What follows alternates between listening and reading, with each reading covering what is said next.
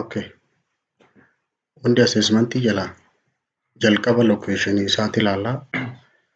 Lokeeshinii jechuun argama isiiti. Describe the anatomical location of wound. Bakka madaan tun qaama irratti argamtu. Ibsuuni ensure accurate documentation and the communication to other member of health care team.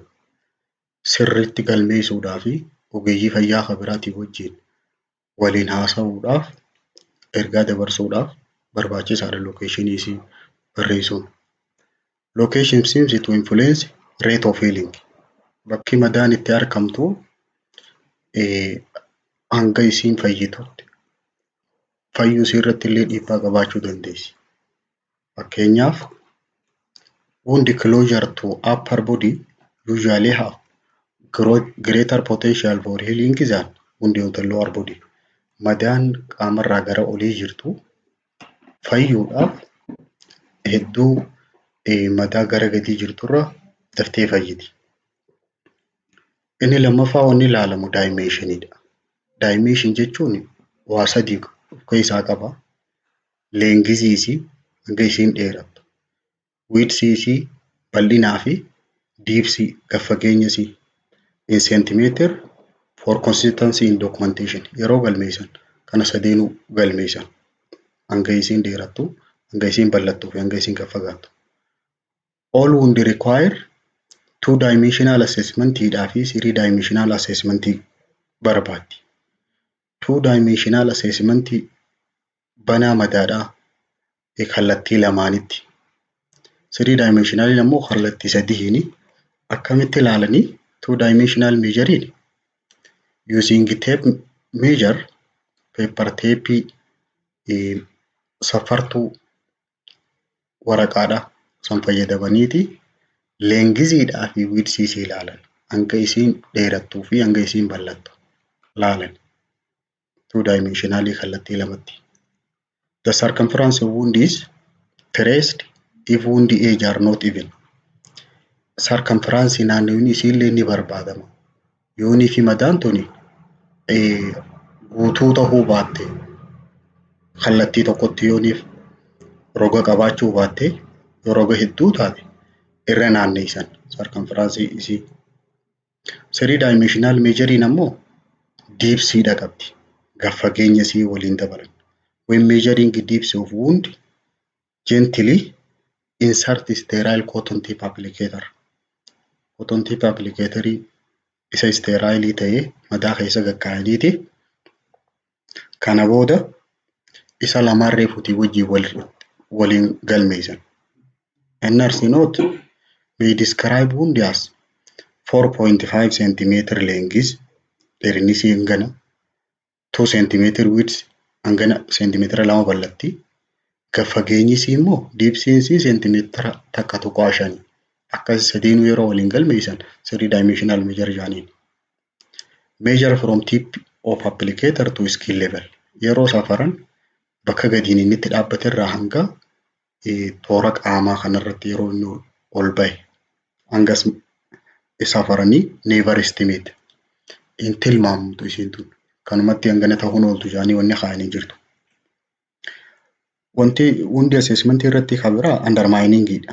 And sinus tract formation.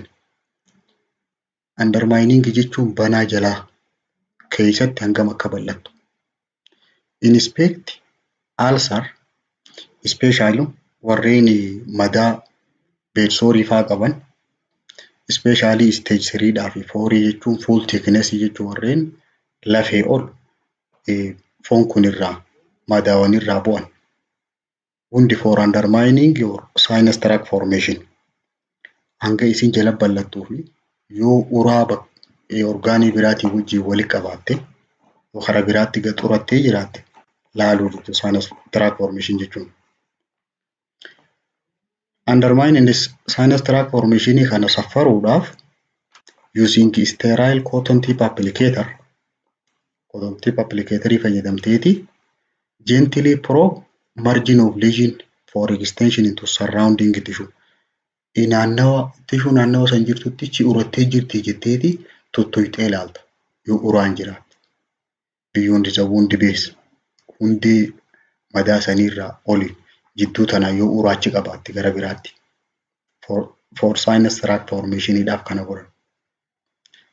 Both condition result in dead space haalli hullachuutu yeroo inni dhufuu danda'u dead space bakkee madaarraa bakkee duute tuni keessisii open area beneath skin banaa gogaa kana jalatti gamana as urattee yoo jiraatte lead to further tissue destruction and infection.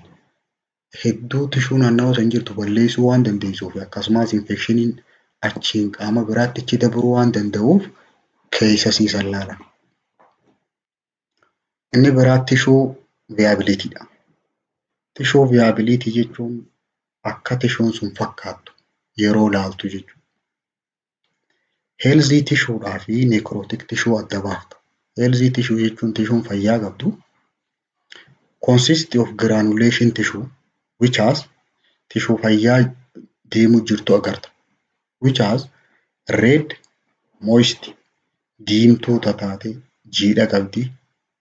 Beefy appearance. Beefy appearance jechuun foam fakkaatti. And epithelialized tissue. Tishuu haaraya walitti mayiraa deemu jirtu. New pinky shiny epidermis. Halluun isii pinkiidha jechuun qaama namaa kana fakkaatti kalara shiniidha ni ifti garuu. Necrotic tishuun ammoo avascularidha. Jechuun godaannisa taatee jirti duuti. Avascular jechuun tani hiddoota mayiruu jiru hin qabne taa duute jechuudha. Described as necrotic tissue tana yeroo ibsan islaaf yookaan iskaar jedhaniini. Islaaf jechuun xiyyaa fakkaatti. Sarara akka xiyyaadha. Islaaf is appear array of yellow, gray, green and brown color. Halluun isii takka keelloodha yookaan boora yookaan magariisa. Takka ammoo bifa booruudhaa fakkaatti. Iskaarii kan jedhaniin sun ammoo jajjabaadha. Hard black laser tissue jedhama. Tishuu waan gubate bakka ibiddi gube fakkaatti. Hunda assessmentii keessaa akka biraa exudateedha. Exudate jechuun dhangala'aa yaa'u sana bifa garaagaraa qabaachuu danda'a. It is material such as fluid in the cell that has escaped from blood vessel. Yeroonii fi qaama keessatti sirni qulqullaa sun gaggeeffamu jiru. Inflammatory process yeroo gaggeeffamu dhangala'aadhaa fi seelii hidda dhiigaa keessaa yaa'u saniin exudate jedhan. It is deposited in tissue or on tissue surface. Tishuu keessa walitti qabama takka ammoo naannawa sanitti argama. It is produced by all acute and chronic wound. Madaan hundinuu ni qabdi. Madaan acute taatee chronikiinis. To greater or lesser extent hammi isaa walirraa haa guddatu malee. As parts of natural healing processidha. Adeemsa madaan itti fayyitu kan uumamaatiitu isa kana qaba. It plays essential part in healing process in that it adeemsa fayyuu madaa keessatti gahee qaba inni kun. Exudating kun jiraachuun maal qaba? Contain nutrient, energy and growth factor for metabolism cell. Seelii naannoo san jirtu nyaataas ni qaba, anniisaas ni kennaa fi waan seelii san guddisaa illee of keessaa qaba. Dhangala'aan sun. Contain high quantity of white blood cell. Seelii dhiigaa diidaa hedduu of keessaa qaba. Cleanse wound madaa tana qulqulleessa.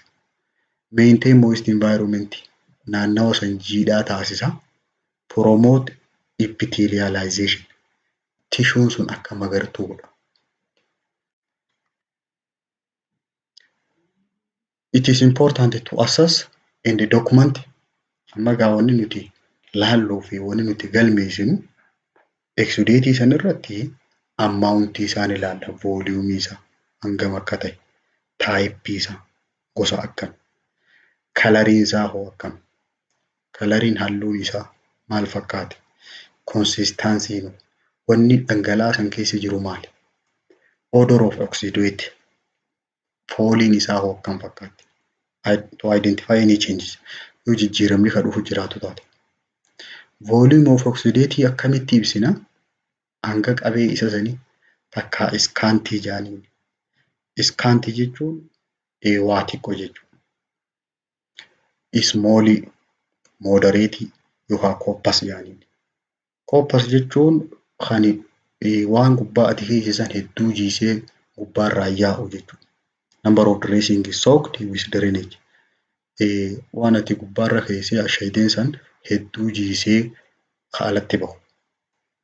Volume of oxidating too much yoo ta'e yoo heddummaate lead to maceration. Gogaa naannawaa san jiru cicciree yaasuu danda'a. And the degradation of skin akkasumas gogaa sanii caccabsuu danda'a. While too little can result hundi by drying out. Yoo waa xiqqoo taate garuu hundee madaadhaa san goggoyduu taasiseeti ganaa dhootee akka dhiidu godhuullee danda'a. Volume of exudate it may become more viscous. More viscous jechuun kan furdaa ta'e jechuudha. Kurtuu yookaan immoo furdaa yoo ta'e and odorous and infected wound. Yoonii fi madaan sun kan infekshinii qabdu taate foolii qaba. Consistent documentation allow isa consistentii isaa kana galmeessuun faayidaa maal qabdi? Nurse to monitor trend wound drainage. Yeroo madaa tana qulqulleessitu narsiin adeemsa kam akka hordofuu qabduuf gargaara. Odor, color and consistency of exudate can alert nurse. Fooliidhaa fi halluudhaa fi qabiyyeen dhangala'aa isaanii narsiin tun akka dammayituu taatu taasisa. To present or absence of wound infection. Madaan tun dhukkuba ni qabdi moo qabdu. There are three major types of exudate.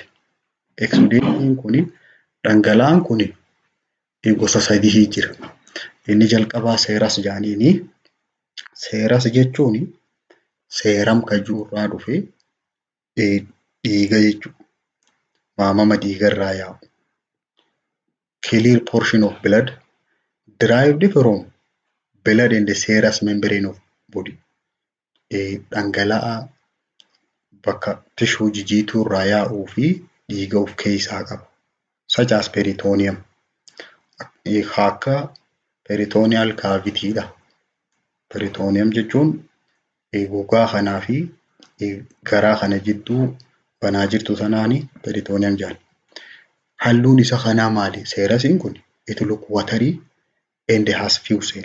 Bishaan fakkaata seeliin isa keessa jirtu haa xiqqoo. Example isaa fluid in blister from burn. Dhangala'aa nama gubate dhuchaa isaa san keessaa yaa'u saniitu seeras jedhaniini. Gosti lammaffaadhaa purulentidha. Purulentii jechuun eelaa keessa jira jechuu pasii qaba. Thicker than serasiidha. Serasii sanirra furdaadha because sababni isaa presence of pasii waan jiruuf eelaan. Akkasumas leukocyte jira. Leukocyte jechuun WBC. Dead tissue debris tishuu duute. Hambaa tishuu duutee dead and living bacteria. Bacteria du'ees haa ta'u kan jirus wajjin jira. Process of pus formation is referred to as suppuration jedhaniini. Adeemsi eelaan kun itti uumamu kana suppuration jedhaniini. Bacteria that produce pus. Bakteeriyaan eelaa kana oomishu, bakteeriyaan eelaa kana fiduu danda'u pyogenic bacteria jedhaniini. Bakteeriyaa madaan isaa eelaa qabdu jechuudha. Purulent exudate vary in color. Dhangala'ummaan purulentii kan jennu kun halluudhaan garagara ta'uu danda'a. Some acquire tinges of blue. Gariin halluu bifa cuquliisa of keessaa qaba. Kun magariisa, kun keelloo qaba. Colors may depend on a causative organism. Halluun tuni orgaanizimii pasii kana fidu jiru irratti hundooti. Gosti sadaffaadhaa hemorrhagic yookaan sanguinous exudate jedhaniin hemorrhagic jechuun dhiiga qabuuf keessa. large amounts of red blood cellidhaa keessa jira. Seelii dhiiga diimaa hedduu qaba. Kuni maal agarsiisa? Indicating damage to capillary.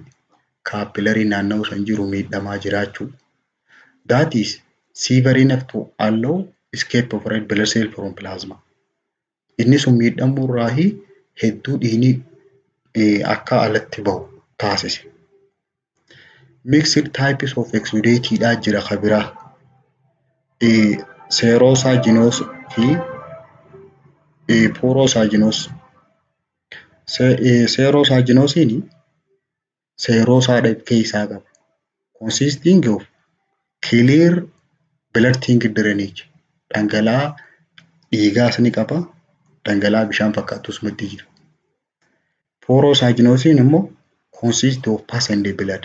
Dhiigaa fi eelaa wajji jira wal makatee. Hundi yeroo asas gootu types of exudateidhaa fi kalarii isaa consistancyidhaa fi waan inni agarsiisu seerasiin halluun isaa kiliiriidha.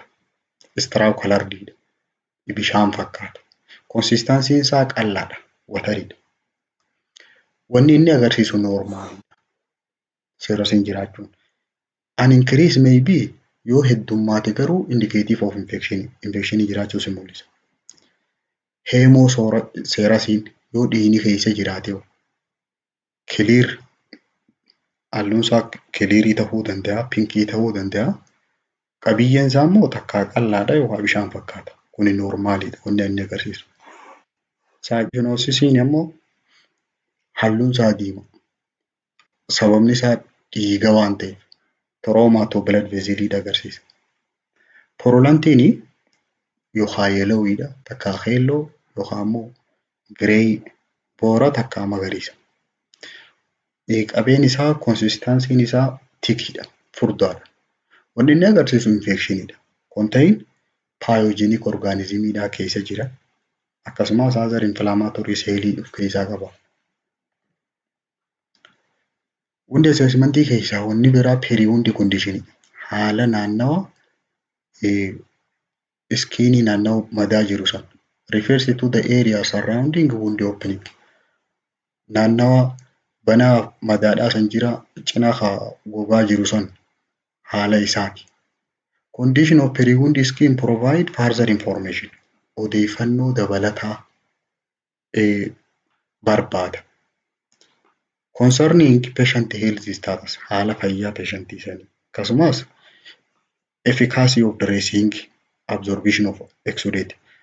Dhangala'aa san wanni haa xuuxu jettee dressing ati gubbaa keessa san bu'aa isii. Akkasumas presence of local infection naannawa sanii infectioniin itti uumamee jiraachuu. The surrounding skin should be examined carefully. Of eeggannaadhaan qoratamuu qaba gogaan naannawa san jiru. As part of process of assessment. Akka adeemsa assessmentii keessaa tokko tahee ilaalamuu qaba. Eega ilaalamee booda appropriate action is taken. Tarkaanfiin sirrii fudhatamuu qabdi. The nurse should need to observe this. Naannawa kana hoggaa ilaalte narsii wanni isiin ijaan irratti eeguu qabdu erythema fa'a diddiimachuu naannawa sanii. Black or blue discoloration gurraattomuu yookaan immoo halluu cuquliisa qabaachuu fa'a. Induration yookaan jajjabaachuu fa'a. Akkasumas crepitus. Crepitus jechuun akka nama rabbuus ofirraa cabsuu san qiriirif jechuu fa'a. Goggogee jechuudha. Hematoma formation bakka sanitti dhiigna qaawuu fa'a. Maceration irraa dhiqamee yaa'u jiraachuu fi blistering and pustule formation. Blistering dhuchaa'uudha. Pustule formationiin pasii waan qabaa uummachuu. Kabiraa wanni assessmentii hundi irratti ati gootu hundi age ilaalta. Healthy wound age is present advising pink epithelium growing over mature granulated tissue. Qarqarri madaadhaa bakki isiin itti dhaabbattu jechuu keessaan. Keessi isii yoo fayyaa taate tishuu halluun isii pinkii fakkaatu qaama namaa fakkaatti isii guddachaa deemuu jirtu agarta. Kalariin piinkii ta'uunsaa bakki isiin irraa mayiraa as deemuu jirtu piinkii ta'uunsaa growth of new tissue agarsiisa. Tishuun haaraan mayiraa jiraachuu.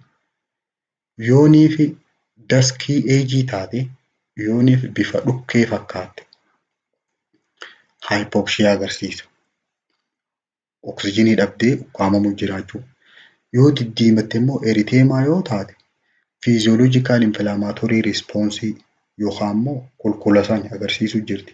Garmalee diimachuun sun yookaan cellulitis yookaan immoo achi keessa infectioniin dhufee waan akka dhullaa itti bu'u jira.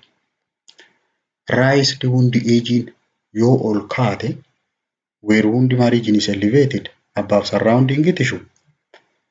Tissue naannoo siisan jirturra yoo ol kaate may indicate pressure takkaa dhiibbaadhaa itti guddate yookaan ni dhawamte yookaan immoo malignant changeedha. Kaansarii ta'uu deema.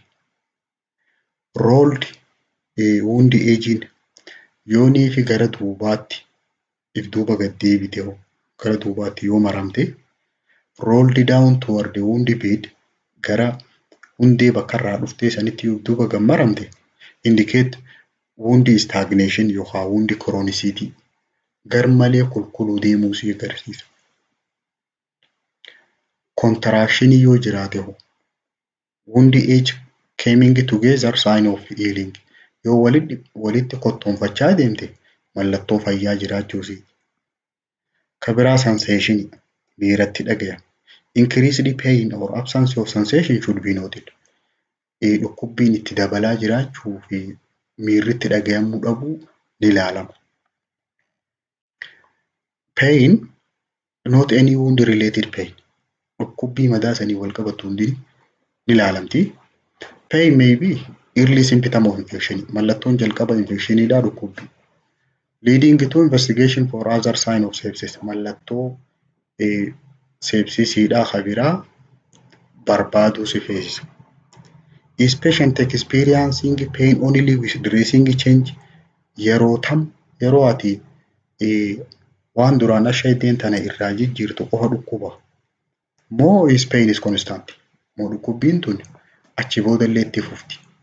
Where is pain? Bakka kamii dhukkubbiin sun? How does patient rate pain scale? Pain scale jirtu san hangam takkatti akkam ji'i? Scalein painiidhaa tokkorraa kaasee hanga 10tti jira pain scalein. Yoonii fi tokko taate biingiidha. Biingi maayildiidha. Ammaan tana eegalee jiddu gala. Natti wayyaa'u. Akkaan jee himuun beeku yoo jee 5 ol kutte jechuudha. Excoriating jaaniin. Pain score should be clearly documented on observation chart. Chartii galmee isaa san irratti pain score illee ni galmoofti. Pain isaa hangana. Inni biraa disease process. Disease process jechuun adeemsa dhukkubaati. Disease that affect circulation can interfere with nutrition and oxygenation of cell.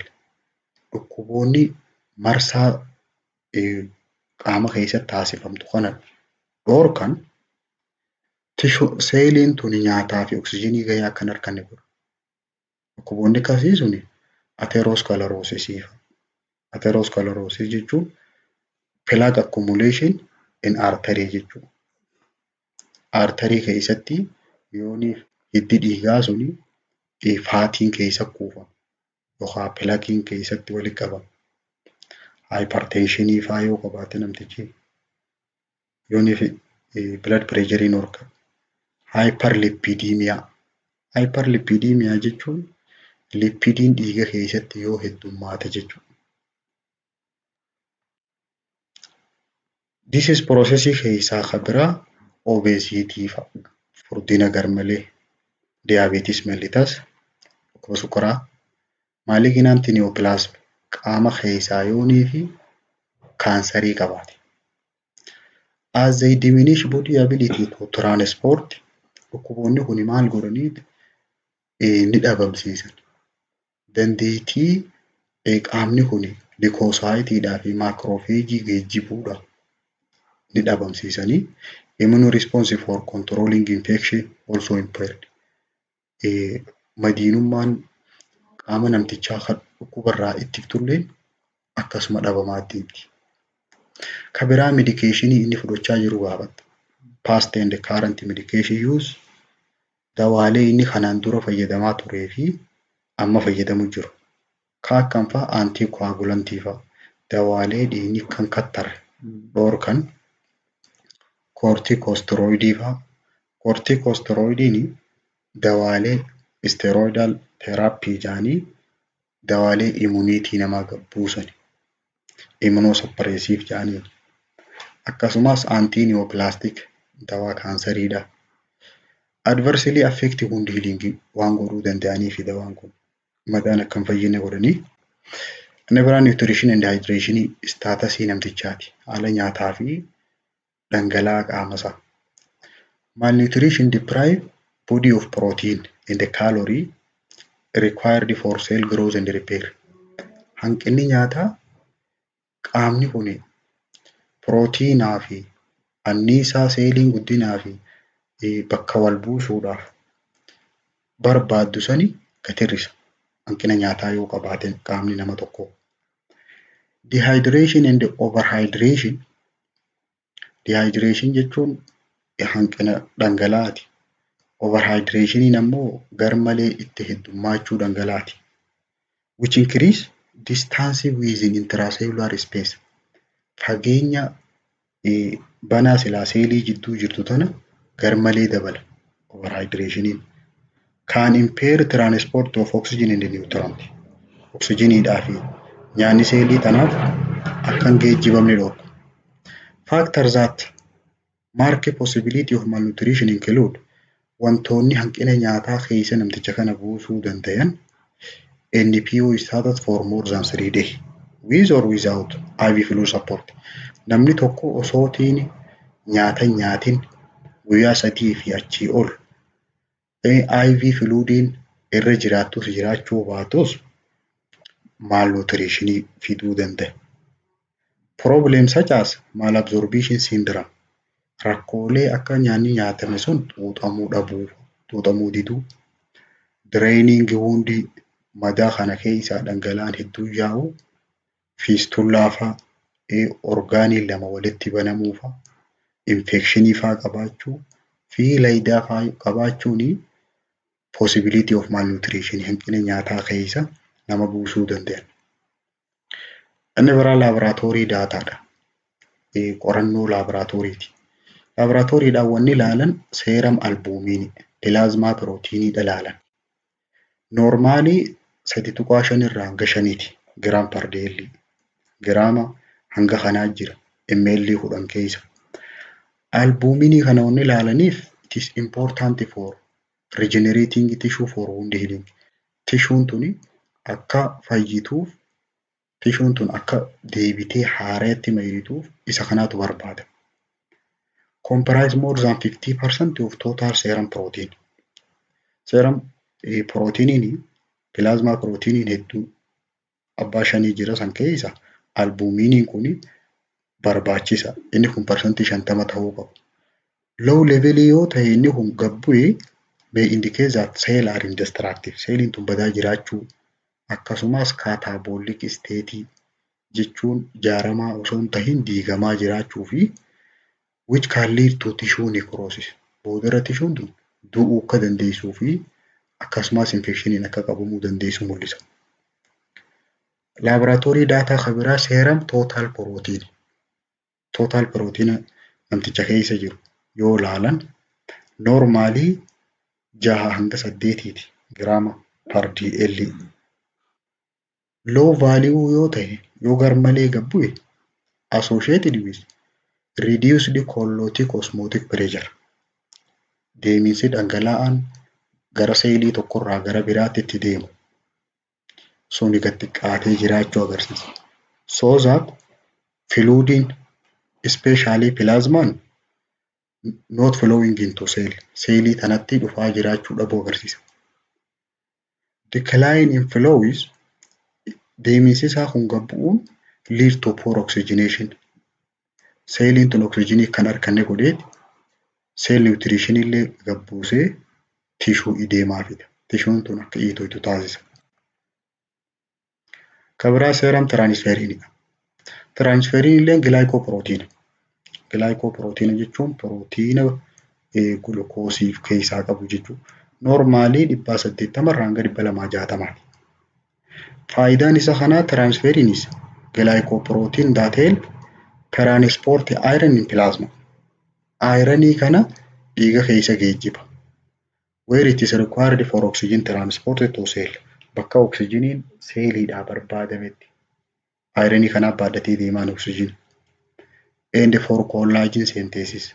Akkasumas seeliin collagen jechuun akka gingilchaadhaa jechuudha. Gingilchaa fakkaatti jajjabduudha seelii biraatiitu irra jidduutti uumama. Because most iron is transported to bone marrow. Sababni isaa ironiin hedduminaan karaa dhuka lafeetti hemoglobinii kana oomishuudhaaf waan deemuuf yoonii fi hangi isaa gabbu anemia fida. Inadequate level may lead to anemia. Kan biraa limfoosaaytii lakkaawan. Limfoosaayitiin noormaalii 500,000 irraa hanga 3,000ti. Some component of immune system inni kun limfoosaayitiin kutaa madiinummaa keessaa tokko. Indicator of protein status. Haala proteinii illee ni mul'isa. Although depressed total lymphocyte counting gabbu'ii jechuun namtichi hanqina nyaataa qaba jechuudha. Indicate malnutrition. Level may also be depressed by.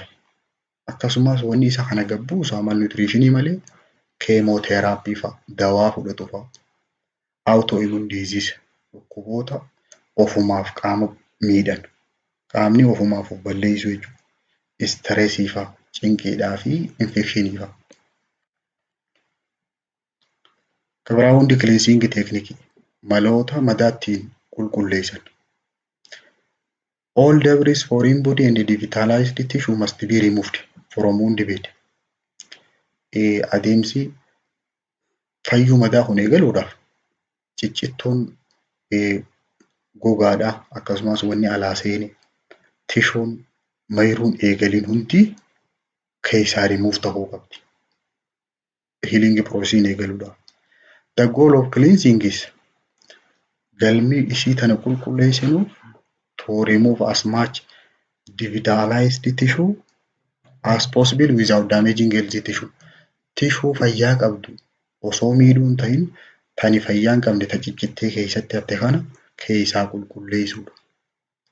Maaliin qulqulleessinaa? Normal saline or water from standard treated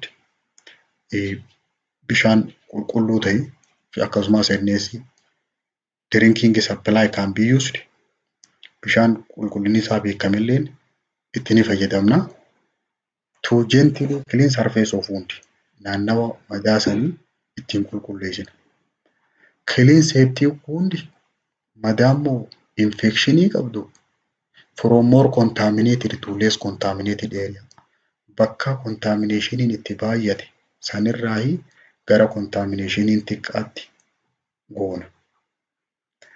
Commercial wound cleansing product illee ni jira. Wantoonni madaa kanaan qulqulleessan kan bitaman. Chemical known as surfactant warreen jedhaniin that are capable breaking down bond that attach contaminant to wound bed. Bondi hidhata wanti infectioniin tunii fi madaan tun hidhata wantoota walitti hidhan san hidhaa san cabsuu danda'u ni jira wantoonni akkasii kan fayyadamu. They provide higher level of wound cleaning efficiency than saline or tap water. Salaayiniidhaa fi bishaan qulqulluu irra isaan san fayyadamuutu irra madaa qulqulleessuudhaaf barbaachisa. This product should be isaan kun garuu used as strengths recommended by manufacturer. Cimina warreen isa san oomishe ajajaniin tahuu qabu. Recommended Pressure for wound irrigationiin dhiibbaan yeroonii fi madaa san dhiitu humni itti jabaachuu qabdu bishaan sanitti 4 to 15 pound per square inch yeroo safaramu. Yookaan immoo geejii 19 angiocaatheter akkasumas ml 35 sirinjiidhaan bishaan itti naqxee saniin dhiitu humna pressure itti goote. This has been found to adequately clean wound without harming healthy tissue. Tissue fayyaa qabdu san osoo hin miidhin taduute san irraa kaasuudha. And embedding debris into wound bed. Akkasumas tissue ciccitte san hundee isii irraa ol buqqaasuudha. Pulsatile lavage is another alternative for wound irrigation. Irra faffacaasuun humnaan jechuudha. Jidduun dhaabaa wound irrigationiidhaaf kunis mala biraati. It deliver cleaning agent to wound bed from powered device meeshaa humna qabu hundee madaa sanirra ittiin qulqulleessitee baasuudha. Usually used in conjunction with suction. Akkasumas dabalataan keessaa saakkuudha waan itti naqxesa. Kabiraa Whirlpoolidha. Whirlpooliin kunis mala. Standard method for wound cleansing. It is recommended for chronic wound kalloon isheerra jirtu sun goggoitee necrotic tissue hedduu qabdu saniif fayyadamna. Pressurized stream of water dhaatu Viajet Whirlpool baas Viajet waan ittiin facaasan qaba. Humnaan jechuun humnatti kenneet akka irraa baasuuf gogaa irratti goggogisan kalloo san irraa baasuudha. Concern about contamination and cross infection. Yeroo hunda wanni xiyyeeffannaa keessa galchuu qabdu faalamaa fi cross infection daddabruu dhukkubaa. Have made Whirlpool therapy less favored practice. Hundi keerii irratti namaa namatti daddabarsuu waan danda'uuf hedduutti hin fayyadamu. Contamination isaa waan hedduu ta'eef. Cleansing agentiin wanni ittiin qulqulleessinu cleaning of heavily contaminated wound will require more than saline or tap water. Madaan hedduu faalamti yeroo qulqulleessinu saalaayiniidhaa fi tap wateriidhaa olillee barbaaddi. Antiseptic solutionii barbaaddi. Antiseptic solution jechuun dhangala'aa baakteeriyaa ajjeesuu danda'u jechuudha. Usually required to kill bacteria wound. Bacteria madaa keessa jiru san ajjeesuudha. These agents are also capable of destroying healthy wound tissue. Wantoonni kun garuu dandeettii tissue madaadhaa tafayyaa taate sanillee balleessuu danda'uu qaban. Kanaafuu they have to be used judicially. Judicially jechuun murteedhaan itti fayyadamuu qabu. Antiseptic use should be short term and closely monitored. Isa kana yeroo fayyadamte yeroo gabaabaadhaaf ta'uu qaba. Itti dhiheenyaan hordofamuu qaba. Kana keessa antiseptic solutionii keessa daakin solution yookaan sodium hypochlorite. Sodium hypochlorite kana strength isaa cimina isaa gad irrittee parsantii duwwaa tuqaa 2.5 goota. Used for short period of time, approximately guyyaa 7. Has been proved to be effective. Bu'aa buusa jaamee mirkanaa'ee jira kun. Against most bacteria found in chronic wound. Osooti tissue fayyaa qabdu hin miine baakteeriyaa madaa kiroonikii taate madaa turte san keessa jiru ajjeesuu danda'a jaamee. Akkasuma it also decrease wound odor. Foolii isiillee gad irrisa ajaa'usiisan.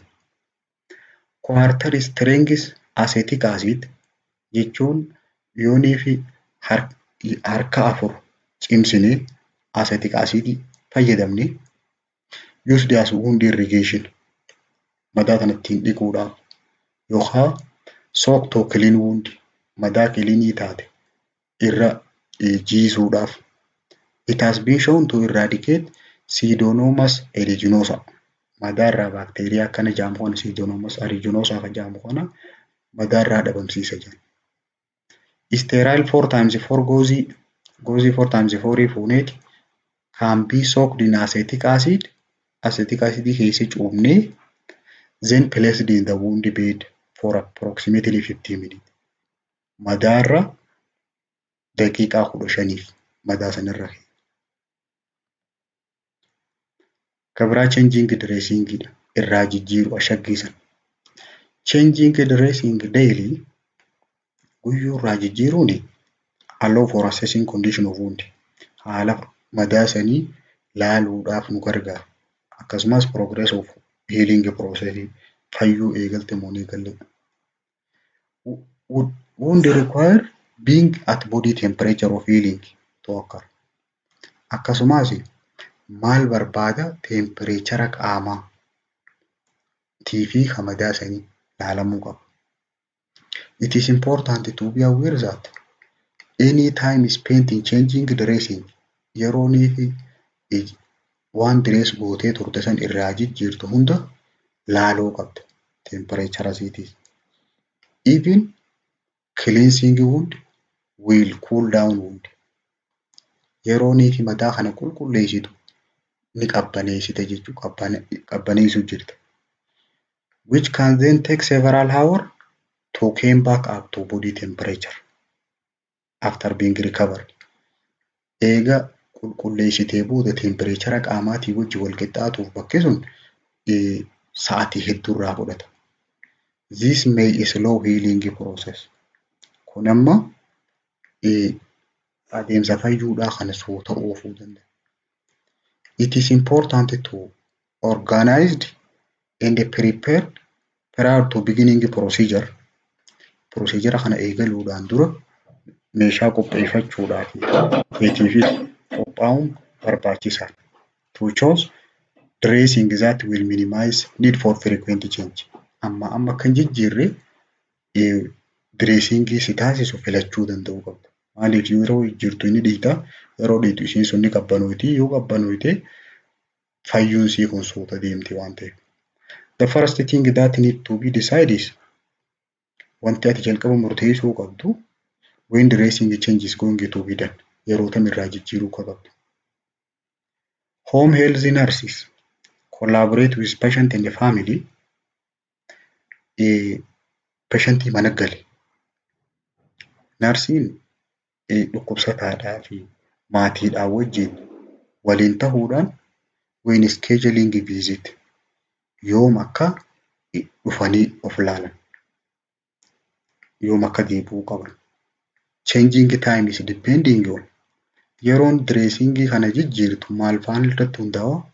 Types of wound irratti hundaa'a. Gosa madaa sanii, severity of wound, ammeenya madaa saniitii fi patient status haala dhukkubsataa sanii irra hundaa'a. Dressing change time has been decided on. Isii tana jijjiiruun maal irratti hundaa'ee murteeffama? Identify pain and manage accordingly. Yeroon sun hoggaa irraa jijjiirtu san dhukkubbii isaati sadda baaftaa. Dhukkubbii isaa san irraa wal'aanta. Does patient have pain medication ordered? Patientiin kuni dawaa dhukkubbiidhaaf ajajameef ni qaba. Debridement katti aanu hundi debridement jechuun tishuu duute san irraa yaasuu jechuudha. Irraa ciruu jechuudha. Debridement is removal of the tissue from wound.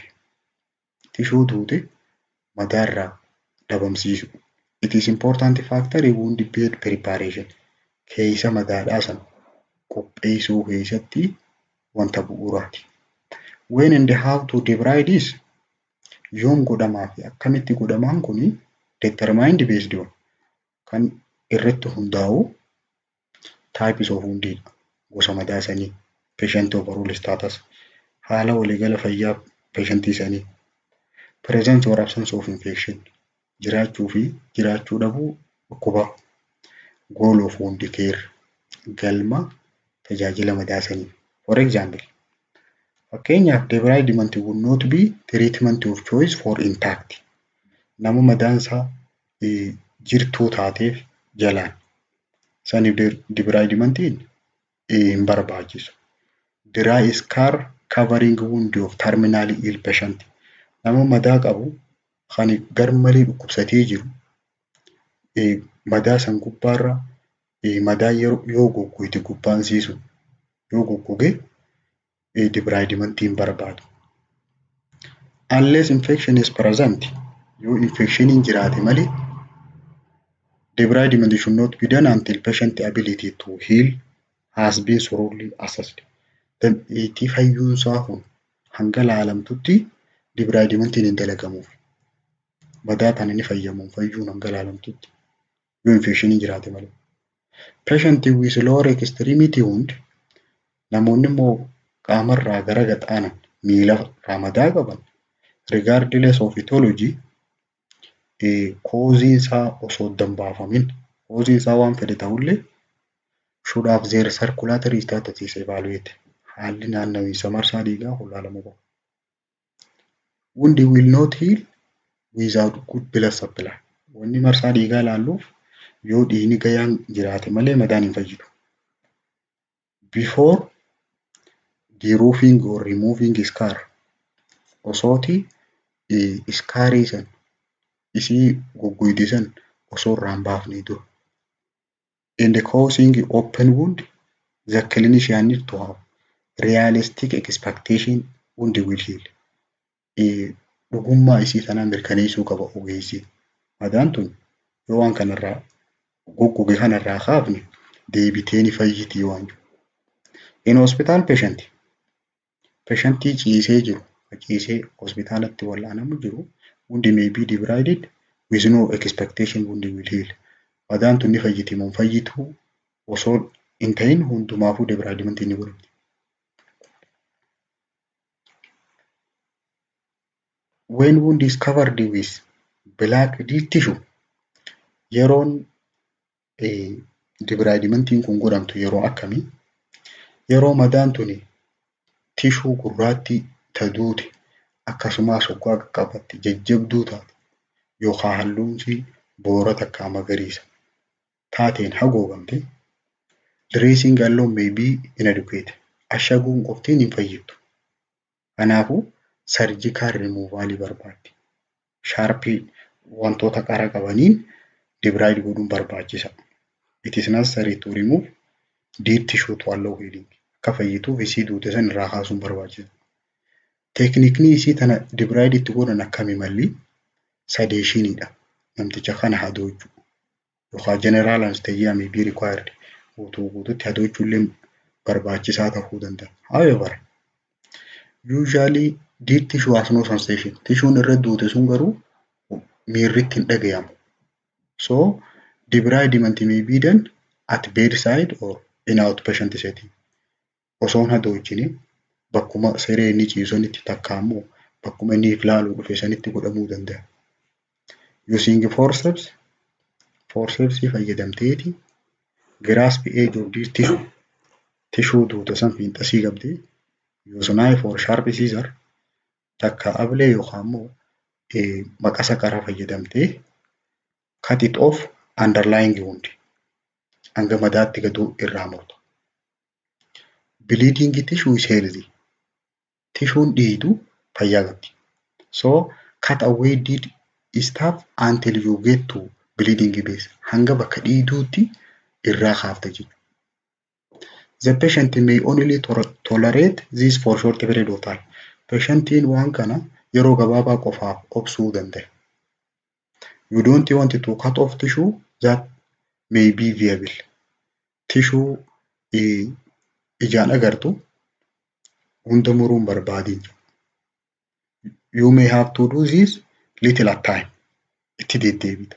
Hunda niin harka waan hin harkaniin kaasan jettu hoggaa inni dadhabe ni dhiifta.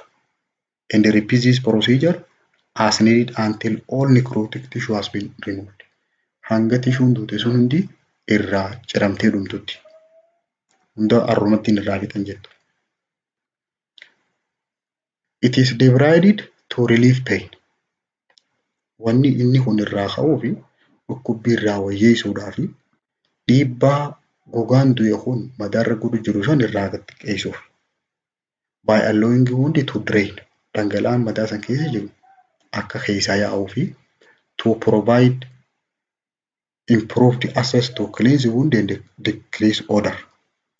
Madaa san qulqulleessuuf akka mijatuu fi foolii isiisanii hir'isuudhaaf.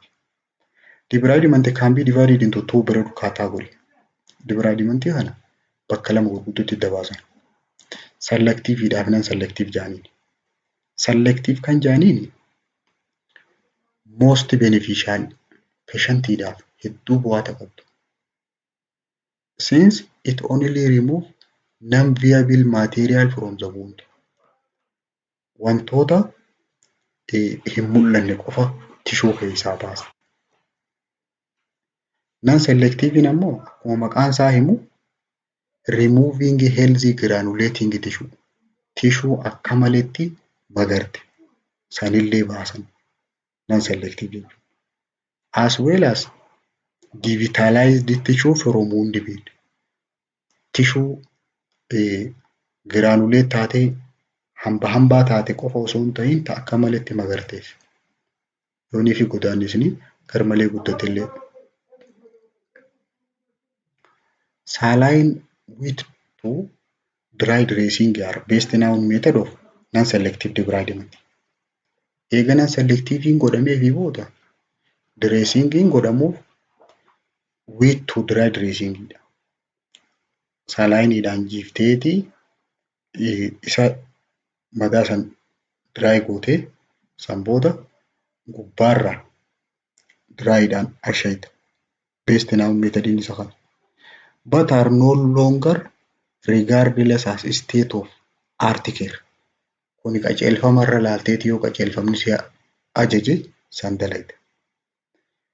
They are painful for patient and labor intensive.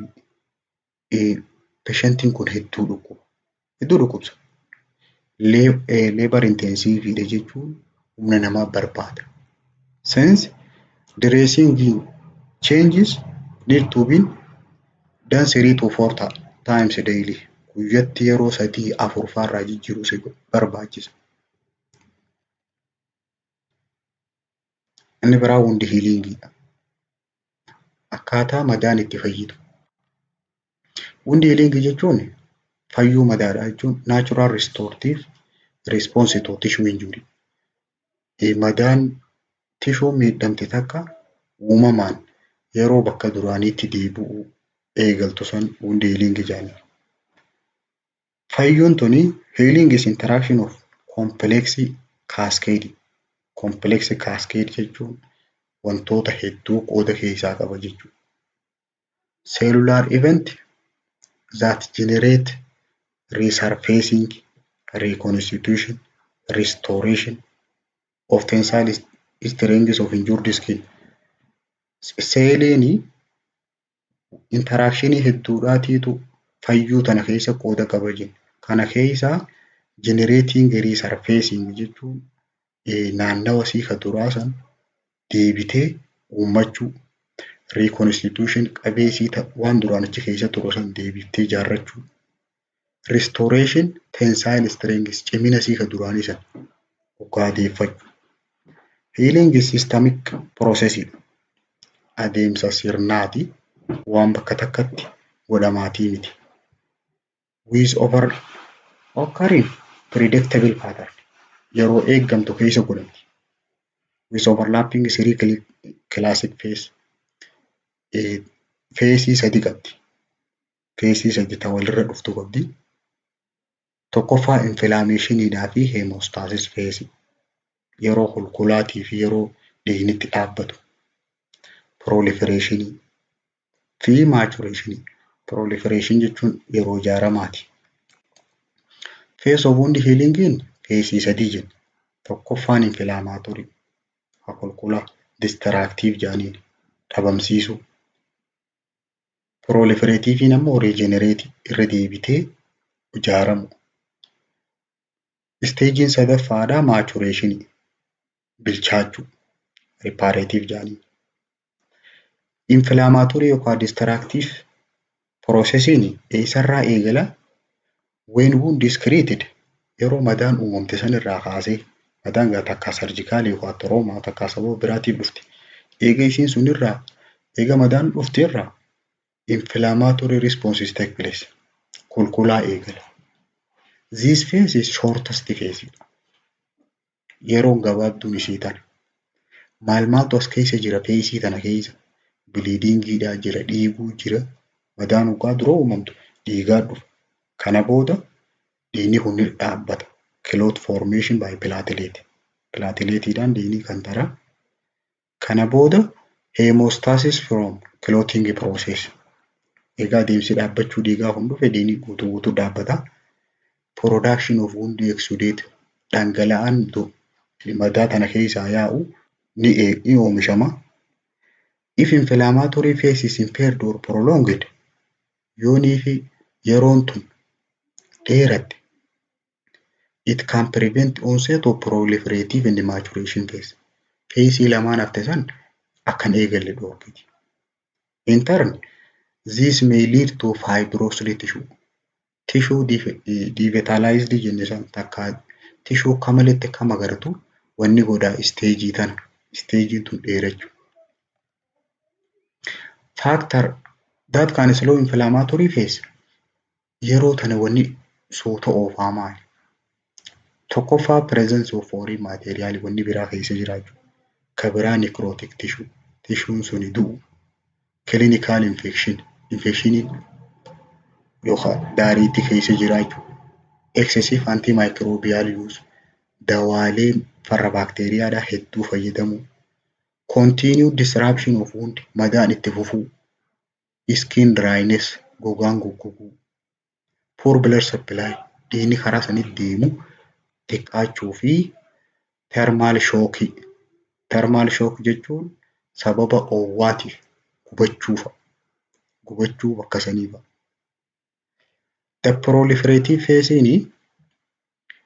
phase regenerationiidhaa jenne of deebitee lammaffaa uumamuu sana. During the proliferative phase, new vascular bed is formed. Hiddoonni bakki hiddirraa uumaman haaranii ni uumamanii formed to provide oxygenated blood to wound.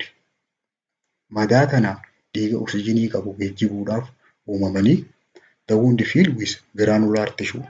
Tissue granulee jedhamtu. Tissue booda tissuun kun irraa guddachuu teessu. Kanaatu madaa kana keessa guuta. The proliferative phase consists of phase to wanni isiin keessaa qabdu tokkoffaa granulation. Granulation jechuun tissuun as keessa guutuu teessu irraa uumamtu isii tana. Which part contain fibroblast keessaa qabdi. Fibroblastiin kun bifa tissuun tun jalqaba irraa kaatu orgaaniif bakka irratti san guutuudhaaf akka nama bu'uura ijaaruu bu'uura madaadhaa san. Kana booda akkatti aanu contractionidha. Contraction jechuun eega granulationiin dhufe connective tissuun as gubbaa guutti. Tissue wal qunnamsiiftuudha. Feel wound and contractile cell. Kareefu fibroblast jenne kun ammoo myofibroblastiidhaatiitu uumama. Pull wound margin together. Qarqara madaadhaa kana walitti harkisa. San booda epithelialization. Epithelialization jechuun wal qunnamuu jechuudha. Tissue wal qunnamsiiftuun uumama. Once wound is filled with granulation tissue and contracted. Eega granuleen keessa guutee walitti kottoonfatee booda epidermal cells grow in the covered surface of wound. Seeliin epidermisiidha guddatteeti naannawa madaadhaa kana haguuti. Amma regenerate taate steppiin xumuraa maturation. Maturation phase is final stage of healing. Steppii xumuraa fayyuudhaati. During this stage yeroo kana fibroblast reefuun heddummaata jenne sun lakkoo isaan gad xiqqaata amma. And the vascularization is also decreased. Iddoonni dhiigaa kan madaa tana keessa guutu sun illee gad xiqqaata. The existing collagen then realign itself by cross-linking.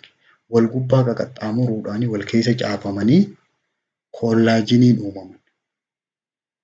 Reefu giraanuleshinii irraa maayoofaayibirooblaastii uumamee san booda epidermal seeliin guddata. Itti aansee maaltu dhufa? Kollaajiniidhaan dhufa. Isaan kun walitti tokko tahuu eegalan. Which importantly increase tensile strength of wound. Cimina madaa kanaa qabitu. Booda walii gogaa tahuu deeman. At this stage, wound may have achieved surface closure. Guutumaa guututti naannoon isii cufamuu eegala yeroo kana. Its tensile strength may take up 12 months to develop. Baatii 12 itti fudhata cimina isii ka dursan itti jechuudha. Phase of wound healing sadii jenni. Inni jalqabaa inflammation and hemostasis phase. Kolkolaa fi dhiigni dhaabbachuu. Clot forms and cell inflammation debride injured tissue. Dhiigni eega dhaabbatee booda seeliin tuni duduutuu ishii keessatti hafte ni hafti during inflammatory phase. Proliferation phase ammoo epithelialization jira tissue wal qunnamsiiftuun uumamuu fibroplasia angiogenesis occur during proliferative phase. Additionally granulation tissue yeroo san uumamu. Tissuun kun irraa uumamuu teessu. Wound is began to contract. Yeroo proliferative tana waliin kottoonfachuu eegalti. Maturation ammoo kollaajiniidhaatiitu wanta reefu proliferation keessa uumame kanarraa uumamee cross-linkii wal gubbaarra qaqaxxaamuree walii dheetatta'a. Cross-linkii to other collagen and with protein molecule. Moleculeota proteiniti wajjin. Increase tensile strength of scar. Cimina godaannisa saniiti fida during maturation phase. Inflammatory phase early event of wound healing characterized by inflammatory phase kolkolaatiitu eegala. Vascular and cellular response dha. Vascular jechuun hiddoonni dhiigaatis waan dalaganii jira. Seeliin bakka san jirtullee waan dalaganii jira. An incision made through full thickness of skin yeroonii fi dhoohaan gogaan yeroonii fi addaan dhoohe guutumaa guututti yeroo adda dhoohe disruption of microvasculature hiddoonni dhiigaa wal addaan ciccituu fideeti immediate hemorrhage fidanii dhiiga namtichi yeroo madaan jalqaba ugaa namni qaama namaa yoo baqaysa.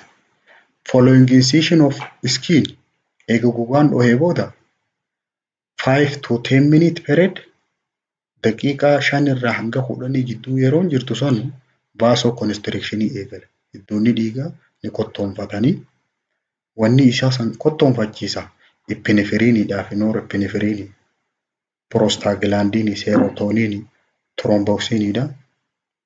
Kun hundi gaa mediator jaaniin warreen hiddoonni dhiigaa kun akka constrict ta'an taasisan. Vasoconstriction is cause hiddi dhiigaa kun kottoonfachuun madaa kanarra maal fida? Temporary blanching of wound yeroo xiqqoodhaaf madaan tuni akka hemorrhaging gad xiqqaatu san taasisa. Akka addaattu taasisa. Temporary blanching of wound jechuun yeroo xiqqoodhaaf addeessu jechuudha. Namni akkuma murameen dhiigni dhufu. Reduce hemorrhage immediately following tissue injury. Yeruma sanitti akka dhiigni gad hin baane. Kana booda plateletiin plasmaan dalagaa eegala. Aggregationii dhufa. Aggregate jechuun bakka takka walitti dhufee isa san dhiiga san hidhuudhaaf. And keep healing factor within wound. Dhiiga qofa hidhuu qofa osoo hin ta'in wantoota qaama kana fayyisanillee baadhatanii dhufan. Bakka maduute san. Hemostasis precede initiates inflammation. Jalqaba osoo qulqullinni eegalle dura dhiigaa dhaabbata. Chemotactic factor are released. Dhiigni kun yeroo dhaabbatu kana wanti inflammation qulqulli kun akka eegaluuf waan gallakkifamuu jiru qaamarra histaaminii fa'a, seerotoniinii fa'a, kiniin fa'a. Isaan kun veselii iddoota dhiigaa jiran kontiraaktii godhan. Dhiigni akka garmalee hin dhangalaane dhoorkan. Act as chemotactic factory akka warreen dhiiga kana dhaabaatti dalagan. Kana booda direct exposure of platelet to platelet aggregation, degranulation and activation of coagulation factor. Kana booda plateletiin kallattumaan dalagaa isaa eegaleeti jalqaba walitti dhufaniiti waan akka agoobaraa takka kaayan. San booda waan akka shaashii irra maragata degranulation jechuun. San booda coagulation cascade coagulation factoriin achirra wali qabamu. Fibrin is close service for migration of other cell into wound. Fibrin seelii biraa hunda keessa jiru bakka sani wali qabamu. Inflammation wilii eega fibrin asii wali qabame wantoota reefu gallakkifame saniin inflammation dalagaa eegala. Inflammation jechuun qulqulluu jechuudha. Sababa seeliin bakka san jirtu miidhamtee saayitookiiniin gallakkifame jecha qulqulluu eegala. Namtichi dhukkubuu eegala waliin peeniin itti dhufti diimachuu. Increase expression of integral in circulating lymphocyte. Saayitookiiniin gallakkifame kun dhiiga keessa bakka hunda dhaqeeti mudaamuddii dhaqee dhukkubsa wali. Mudaamuddiin isinii dhukkubdii bakka san qofaan dhukkubuu qofaami mudaamuddiin qaama namtichaa dhukkubdee ta'uun eegala. Chemotactic factories attract neutrophil. Neutrophiliin WBC seelii dhiiga adiidha. Baakteeriyaa ajjeeftu. Isa kanallee ni harkisa. Most abundant cell initial 24-hour period. Sa'aatii 24 jalqaba namtichi madaayisan keessatti neutrophiliin dhiiga hunda keessa wal gahe. Infiltration by specific cell type. Kana booda naannawa madaa saniitti seelii filatee achi keessa wali qaba.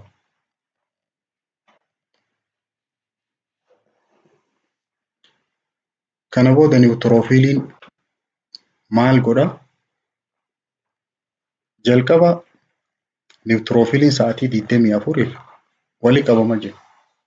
Neutrophil are predominant cell for first 24 up to 48 hours after injury. WBC keessa guddaan isa kana sa'aatii hanga guyyaa lama. Neutrophil phagocytosis and cleanse wound site of bacteria. Wanni bakka sanii wali qabamu baakteeriyaa madaa san keessa gaseene lilliqimsichi dhabamsiisuudhaafi. And necrotic matter and tissue debris. Tissue duutes. Neutrophil is release inflammatory mediator and bactericidal oxygen free radical. Oxygen free radicaliin wantoota baakteeriyaa ajjeesan takka oksijiniin hin barbaanne wantoota san irra gadhiisan neutrophiliin kun. Neutrophiliin WBCdha. Akkasii jalaan banne. Sa'aatii 48 booda macrophageedhaatu dalagaa eegala. Macrophagein WBC keessaa isa guddaadha. Ka waan guddoo liqimsuu danda'u. 48 up to 96 houriidhaaf isa kanaan dalaga. Hanga sa'aatii 96. Macrophage are essential to wound healing. Perhaps are more important cell in early phase of wound healing. Inni kun jiraachuu qaba seelummaan tunuu fayyuudha madaan tun. Macrophagein kun maal godha? Kunis dabrisuma hambaa ciccitaa madaa san keessa jiruu fi baakteeriyaa silaa bakka sanitti waa tolfachuu deemu kana waliin liqimsa. Baakteeriyaan kun wanni inni bakka sanitti gallakkisu kollaajineesiidhaa fi elasteesii jedhaniin. Kollaajineesiin kun booda hoggaa madaan tun kollaajinii uumattee akka kollaajiniin kun bakka sanii walitti hin qabamneef dhoorka. Elastiseesiin kun elastisiitii silaa booda ishiin adda harkifattu san dhoorka. Which break down injured tissue and release cytokines. Wanni baakteeriyaan kun godhu tishuu miidhamte tana daranuu adda kukkutee keessa gad deemu akka madaan tun hin fayyine godhu dalagaansa. Macrophage'n kun hanga madaan fayyitutti bakka san hin deemu. Remain until wound is healed. Regulate cell proliferation. Cell proliferation jechuun seeliin naannawa san jirtu wal gubbaan biqilaa deemuu fi matrix synthesis and angiogenesis. Angiogenesis hiddoonni haareenii uumamuu. Matrix synthesis jechuun wal keessa dadacha'anii akka seeliin tun wal qabattu. San godha. Macrophage secrete substance that attract endothelial cell. Macrophage'n kun dhangala'aa tokko gad lakkisa ammas. Dhangala'aa seeliin hiddarraa uumamu. Seeliin hiddi haareenii ganarraa biqilu bakki hiddi ciccite kanatti hiddirraa uumamu akka bakka san dhuftee achi dalagaa eegaltu. Kasan ajaju godhiisa dhangala'aa. Yeroo dhangala'aan kun gad lakkifame endothelial seeliin naannawa sanitti biqiluu eegalti. Stimulate proliferation to promote angiogenesis. Hiddi haareenii asitti uumamu. Kana booda T lymphocyte'n maal dalaga? T lymphocyte'n T helper cell jedhaniini. T lymphocytes migrate into wound during inflammatory phase approximately sa'aatii 72. Eega madaan sun madooyitee booda sa'aatii 72 irraa achi dhaqa. Kuni dalagaan isaa dhukkubsu qaama kana. After wounding reach peak to 1 week hanga torbaan tokkootti achitti dalagaa dalaga. Macrophage faana. T lymphocytes are attracted to wound by cellular release interleukin 1. Interleukin 1 ka jedhamutu jira.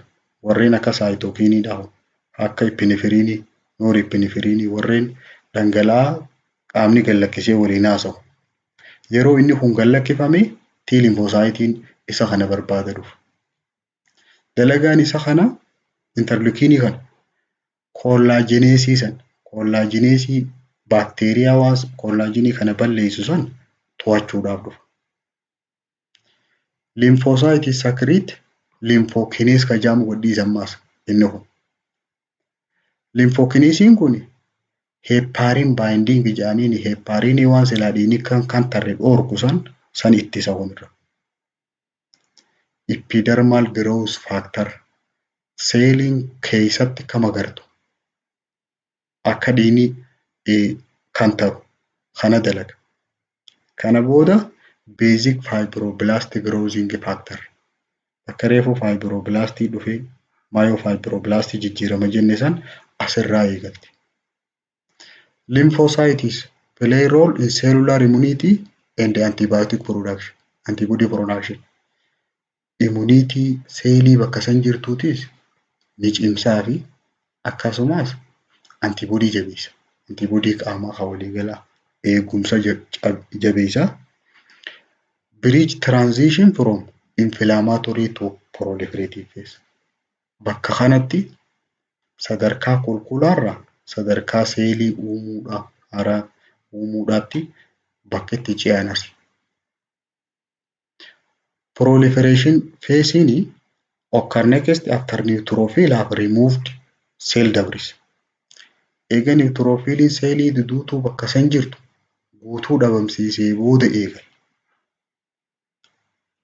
San booda seelii san dhabamsiiseeti saayitookiinii gad lakkisa. Saayitookiniin inni gad lakkise kuni macrophage fida. As booda T lymphocyte'n dhufa. Eega waraanni hundi as dhufee booda second phase of wound healing eegalti. day 4 up to 12 but continue for up to 3 weeks. Guyyaa afuraffaarraa kaasee hanga 12ffaatti kan eegalu garuu hanga torbaan sadiitti itti fufu. The greatest increase in wound strength occur during this phase. Yeroon madaan tuni cimtu gogaan bakka sanitti uumamte yeroon cimu yeroo kana. Angiogenesis jechuun adeemsi hiddi dhiigaa haareen uumamuudha sa'aatii 48 keessatti gaggeeffama. Yeroo proliferation phase dha kana. The secretion of collagen, macrophage remodeling, secretion and the angiogenesis continue for up to 3 weeks. Collagenii bakka sanitti uumuu, macrophage naannawaa san jirtu, ka duraan jiru haaraya, ka duraan jiru irraa ka biraa naannawaa sanitti tolfachuu fi dhangala'aa qopheeffachuu hidda dhiigaa haaraya qopheessuun hanga torbaan sadiitti itti fufti bakka sanitti. Katti aanu granulation tissue. Granulationiidhaatu uumama.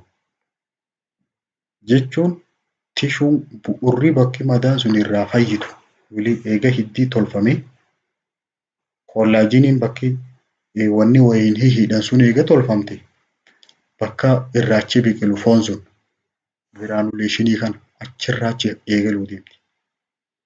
Centrally proliferative phase kana keessatti wanni gaggeeffamu guddaan kana. Inflammatory cell, fibroblast, neovasculature and matrix. Granulationii kana cinatti wanni jiru inflammatory cell. Seeliin booda kulkula kana himtu na dhukkubu jira waan akkanaa jiraata himtu tunis cinaan uumamti. Fibroblast illeen neovasculature jechuun hiddi dhiigaa haareen illee in matrix of fibronectin kun egaa physiology isaati wanni haasa'u jiru. Akkasumas kollaajiniin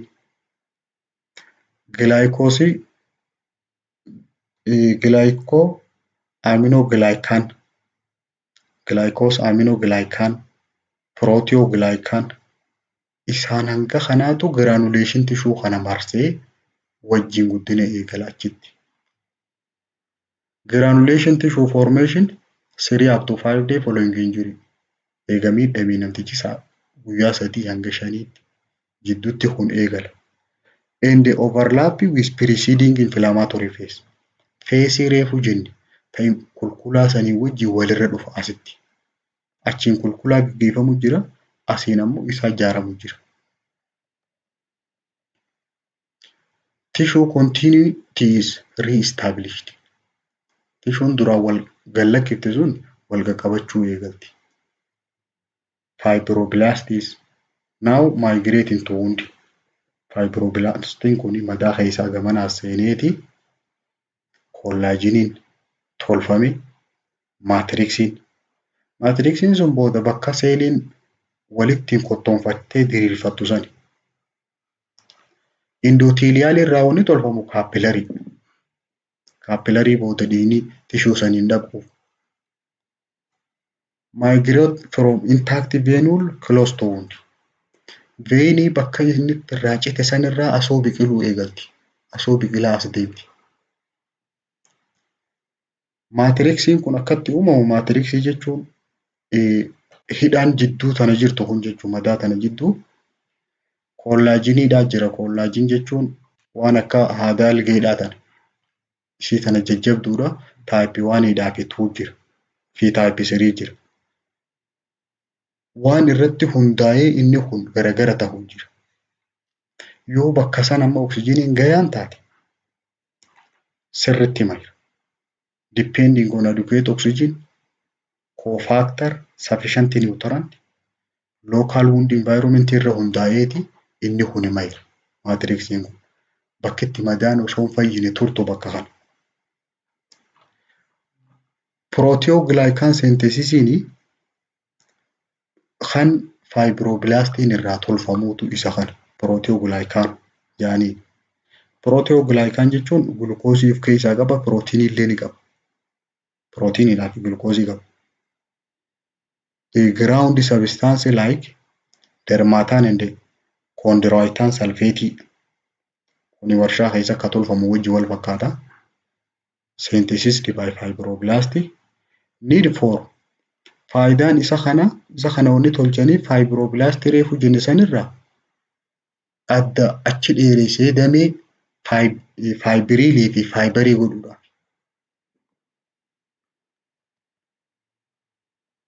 Kana booda maturation and remodeling final phase kana. Start from third week, continue up to 9 up to 12 months. Torbaan sadaffaarraa ka'ee hanga baatii 9 gabaatii 12tti itti fufu. Yeroo tana kollaajin siriidhaatu gara waaniitti jijjiirama. Kollaajin siriidhaa fi waaniin ciminni isaa ka waanii kanaatiitu irra jaba. Tensile strength continue to increase up to 80% of normal tissue. Ciminni isii yoo adda harkifte akkan cinne parsantii 80 tissue fayyaa qabdu wajjin wal qixaaba yeroo hin dhootu jechuudha. Reorganization of previously synthesized collagen. Collagenii duraan uumame san ka isii tana jabeessu ka qabee taa'uun kana ka duraan jiru san toora galfachaa deema. Ka duraan jiru ka qaamarra jiru kan miidhamii sanii fi ka amma uumame kana wal qunnamsiisaa deema. Walitti hidhaa. Matrix component of wounding wanni inni qabu fibronectin, collagen, proteoglycan, collagenii type 1 wantoota hedduu qaba.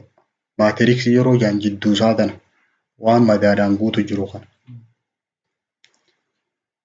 Collagen amount plateaus but tensile strength is increased for months.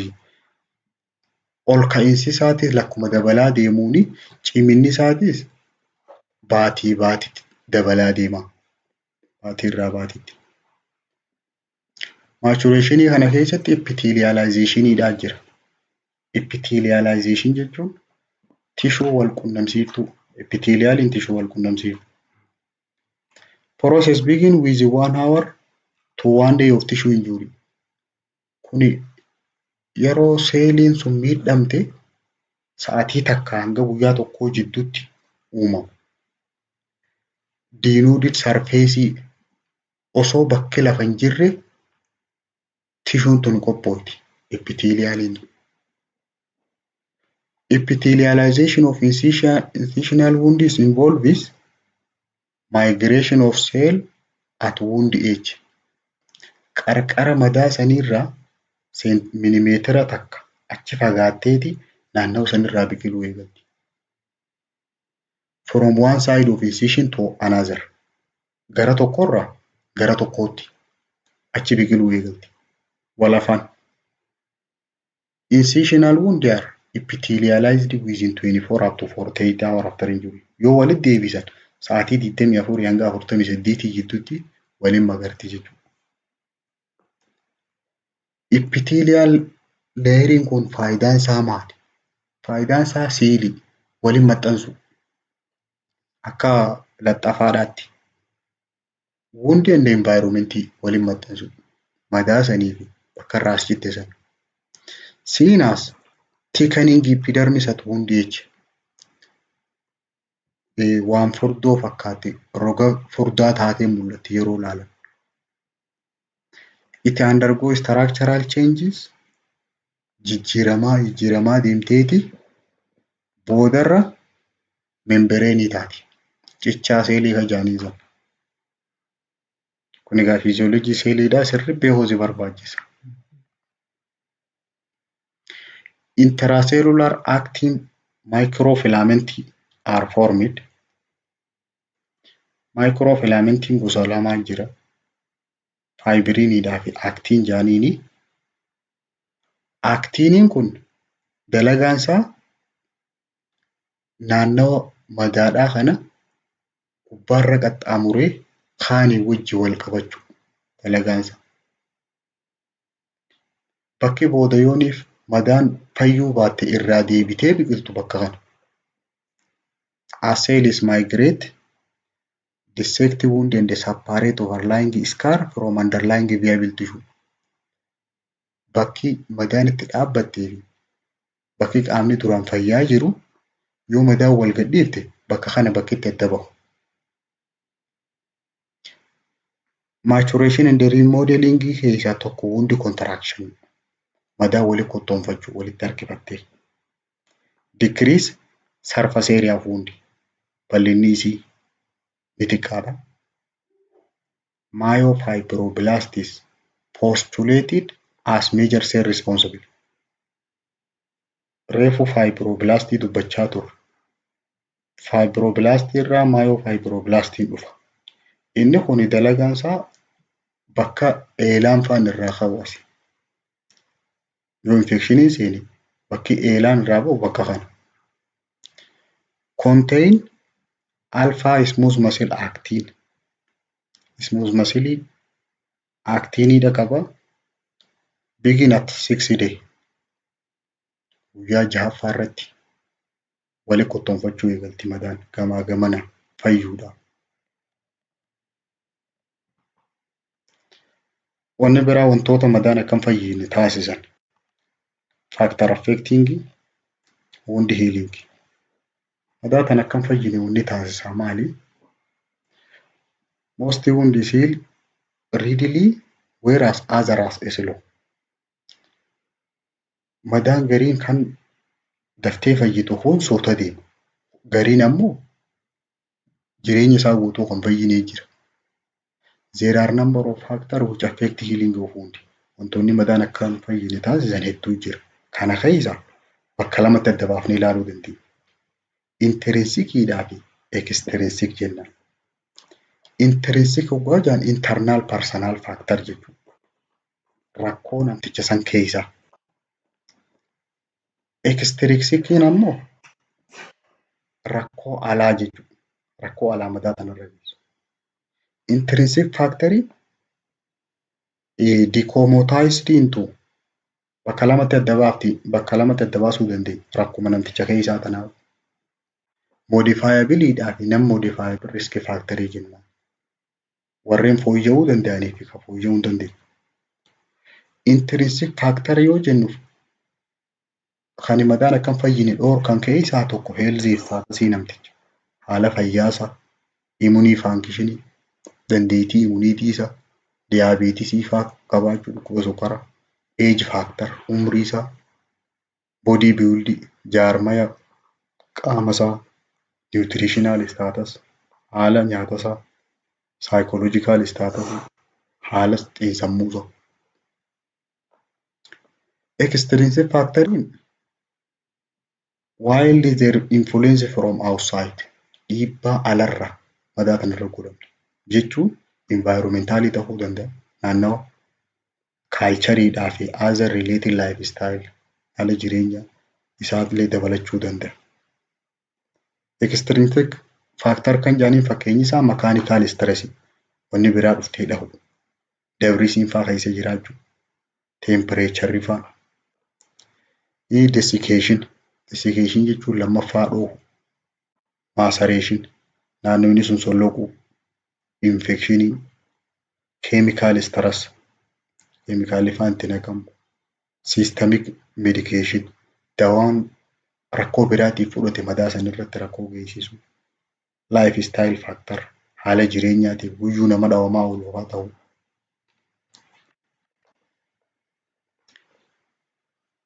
Kana keessaa local factor ilaalla.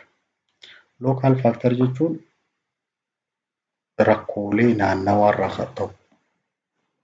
Keessaa tokko infection. Non-infected wounds heal faster than infected wound. Madaan daariqa yookaan dhukkuba hin qabaatiin madaa dhukkuba qabdurra daftee fayyiti. Presence of any foreign material in wounds wanni alaa takka madaa keessa jiraachuu interfere with healing of wound. Madaan fayyuu dhoorga. Fakkeenyaaf necrotic or dead tissuun jiraachuun, tishuun duute jiraachuun. Ka biraa ideemaadha. Dhiita qabaachuun fayyuu madaa ni dhorku. Interfere with body supply, blood supply and possibly cause suture to rupture. Dhiita hun bakka sanii sun dhiigni garasitti kan deemne dhorkiteeti bakki duraan hidhamte sun, bakki duraan hodhamte sun akka dhootu taasifti.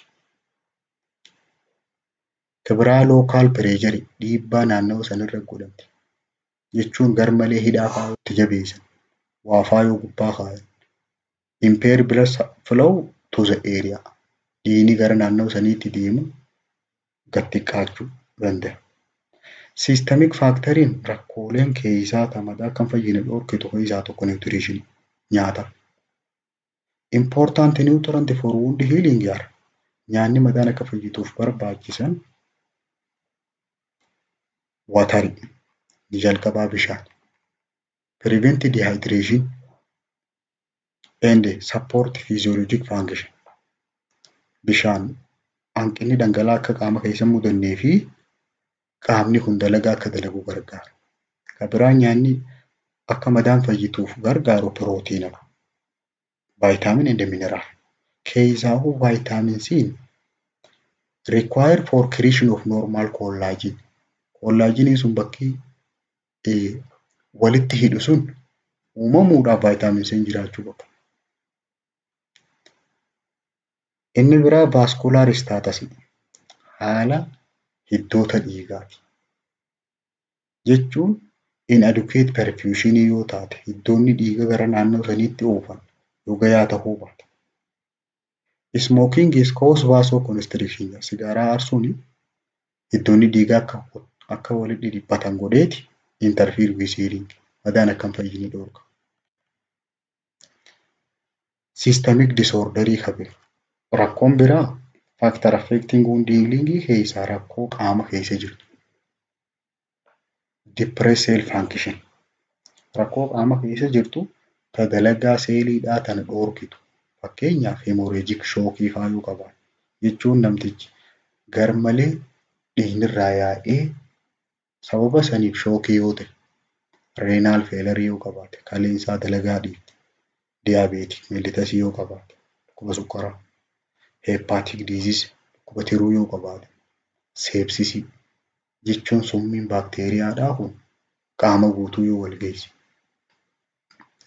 Ka biraa dawaaleedhaan jira. Madaan akkam fayyine ka dhorkan. Steroidii fa'a. Steroidii jechuun dawaalee immuniitii namaa gabbuusu. Anticoagulantii. Anticoagulantii jechuun dawaalee dhiigni kan tarree dhorkan. Heparin fa'a.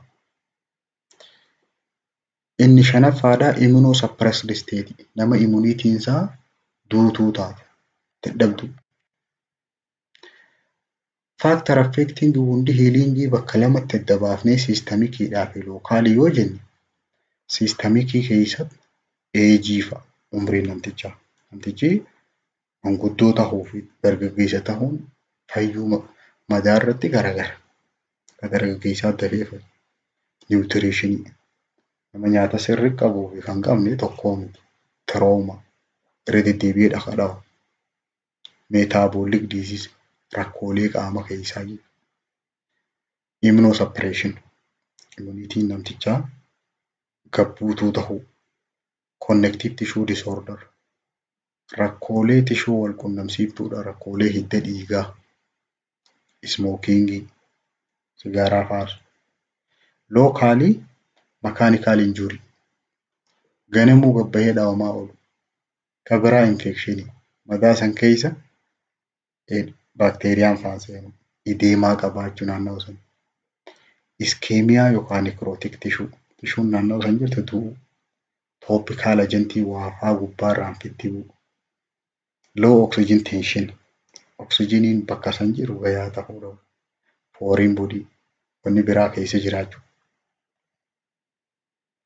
Complication of wound healing rakkooleen madaan ugaa fayyitu dhufuu danda'u. Maali? Tokkoffaa hematoma yookaan hemorrhage takka jalatti gogaa jalatti dhiigni walii qabamu yookaan dhiigni irraa yaa'u. Infekshinii ka biraa. Hundi sepsis jechuun baakteeriyaan daariqarra dhaluu jechuudha. Kabiraa seerulaayitasii. Seerulaayitas jechuun yoonii fi dhukkubni baakteeriyaan dhufu kun tishuutti aantutti gaccee jalqaba foolikulaayitasii hidda rifeensaa kanaatiif baakteeriyaan keessa gaseenii dhiiteessa. San booda dhullaatti ta'a. Foolikulaayitasii.